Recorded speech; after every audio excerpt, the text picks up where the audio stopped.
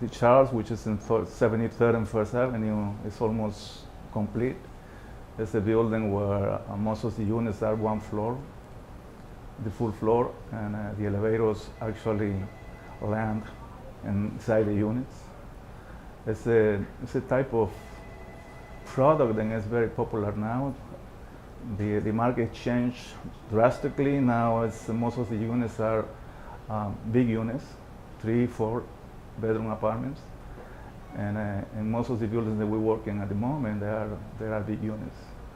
The reverse happened with the residential rentals, where the apartments have been getting smaller, but we have a variety of rental buildings, and also most of them now are condominiums. The reason we decided to explore another markets was before the crisis a few years ago. We saw the market is slowing down. So I have the idea that if we can diversify in other markets, we will have a chance to survive. So we went into Costa Rica, Mexico. We opened an office in Qatar and in China. And how we got into those markets. Of course, it's difficult, but it's possible. We're doing an office building now in Veracruz, where I am from, which happens to be the first building I ever done in Mexico. And also we're working in Veracruz in a project that's a boulevard of 5 kilometers long, where I'm designing. It's like a linear park on the coast of Veracruz.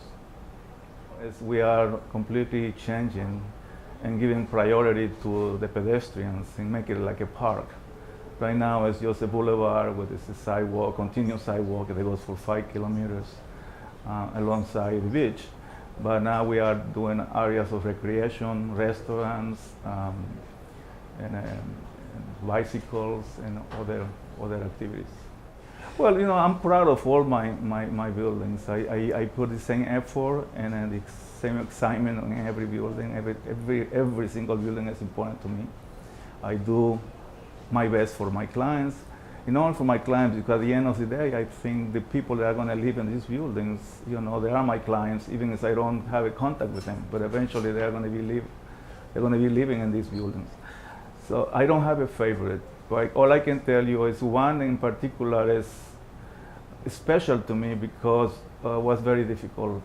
It's a site in the Icon, which is a site or a building that was built 3 years ago in 48 in 8th, and the frontage of the property was only 24 feet in width, and the building is a 45-story building. This building was very difficult to design and to build actually, and it happens to be one of the slenderest buildings in the world. Even was in the Museum of the Skyscrapers.